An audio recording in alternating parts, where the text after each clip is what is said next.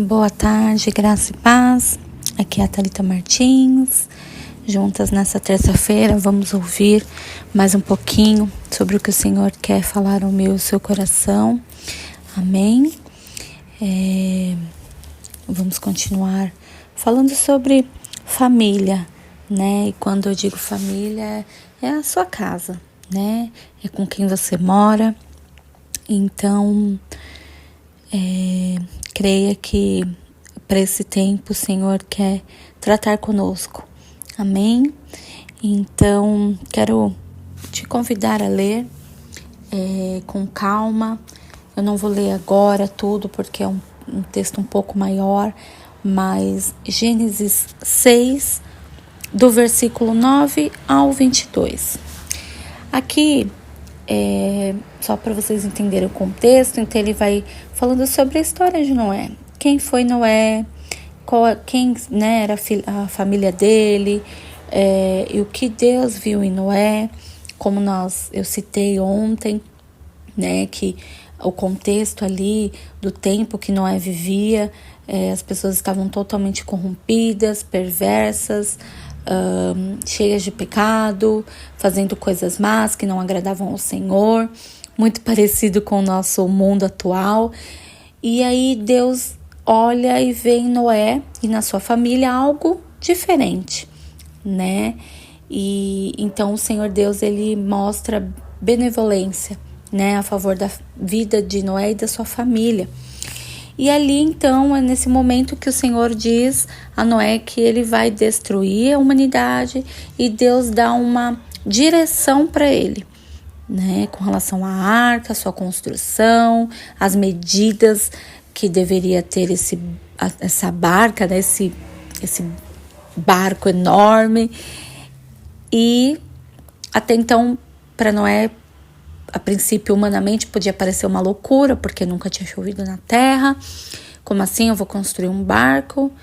E ali o Senhor dá direções muito certas a Noé, né? E depois da arca pronta, o que Noé deveria fazer. E ali o Senhor Deus dá todos os comandos para ele. Em paralelo, eu também quero te convidar a ler.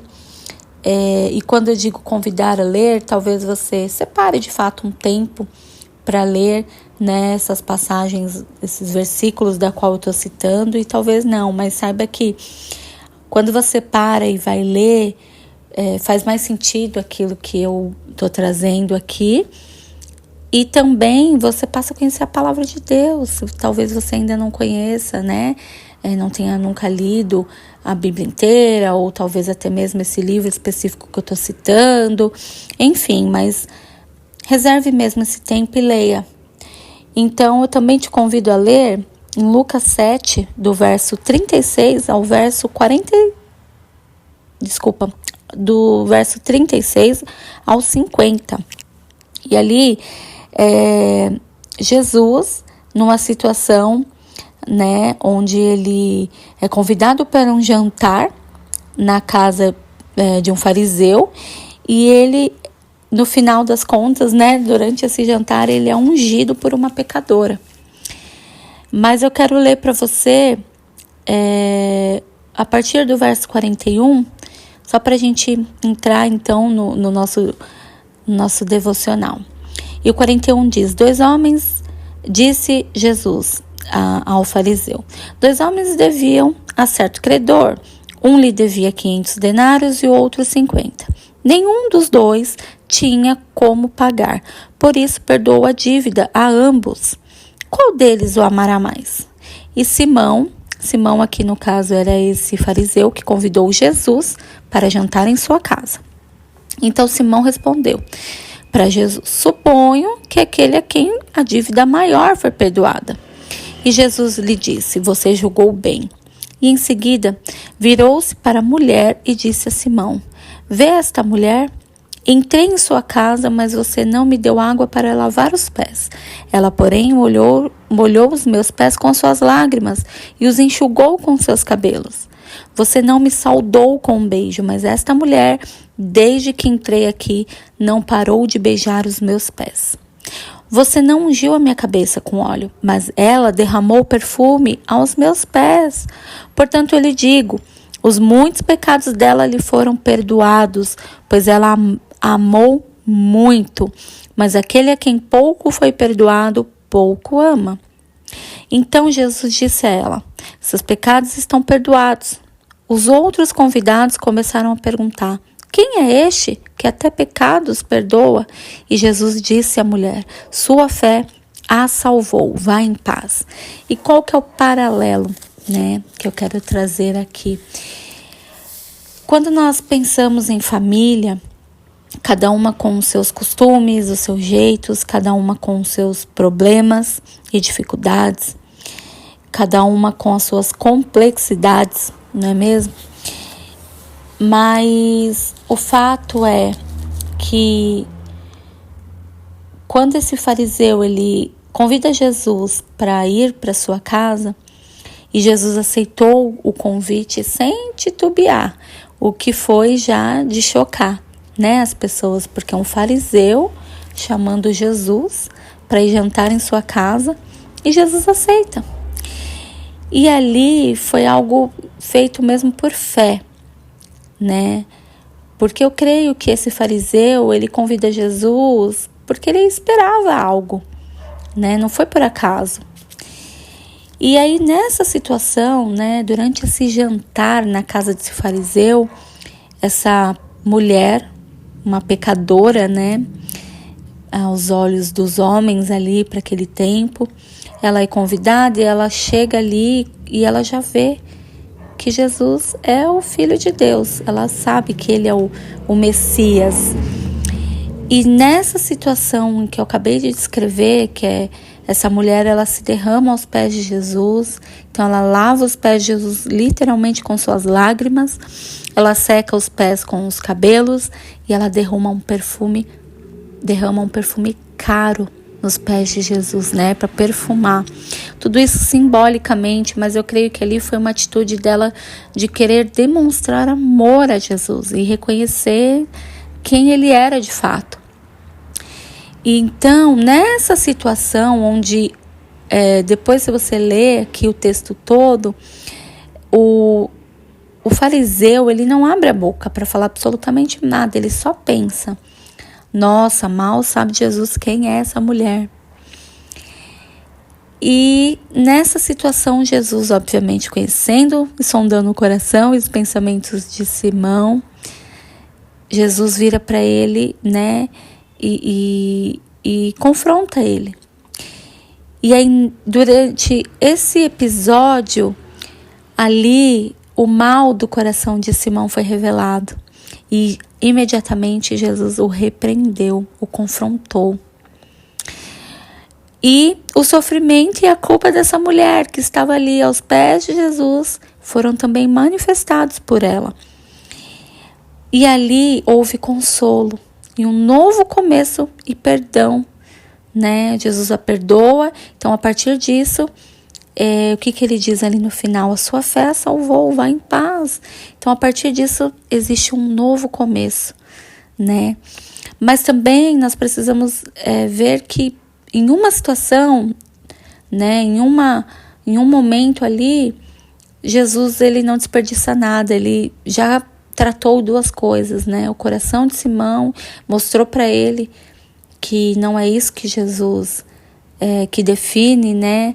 É exatamente isso, é o amor, é o coração arrependido, é o coração que reconhece quem é Deus e Jesus, é o coração dessa mulher que se derramou aos pés dele.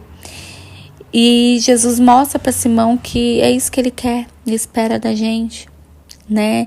E perdoando essa mulher e trazendo um consolo, um novo começo para ela, automaticamente Jesus corrigiu também Simão e permitiu que ele fosse também confrontado.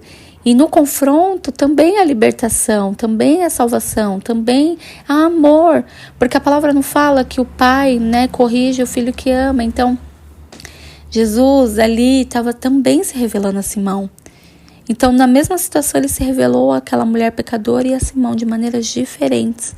Mas ali, Jesus foi revelado.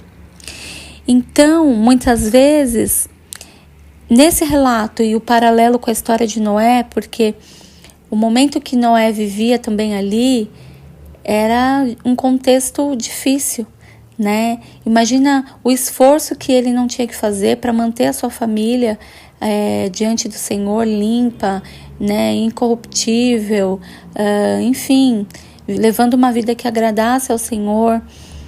E tudo isso nos mostra uma coisa em comum, a fé, né? Que agir por fé, porque Noé agiu por fé. Quando Deus dá um comando para ele, olha, para salvar a sua casa, a sua família, você precisa fazer isso, isso e isso. E aqui nessa situação, né, onde Jesus é convidado para um jantar, para entrar dentro de uma casa, a libertação chega. Então, agir por fé é muito assim, literalmente você ir dando o passo sem enxergar o chão, sabe? Porque você só vai experimentar a bondade de Deus muitas vezes agindo por fé. Então, quando você abre a sua casa, convida Jesus para entrar nessa situação que você está vivendo, que eu não tenho ideia de qual ela seja, mas eu quero te falar que, por mais complexa que ela possa parecer, não há nada impossível para Deus, né? Deus não desperdiça nada. Todas as coisas cooperam para o bem daqueles que amam a Deus. Romanos 8, 28 diz.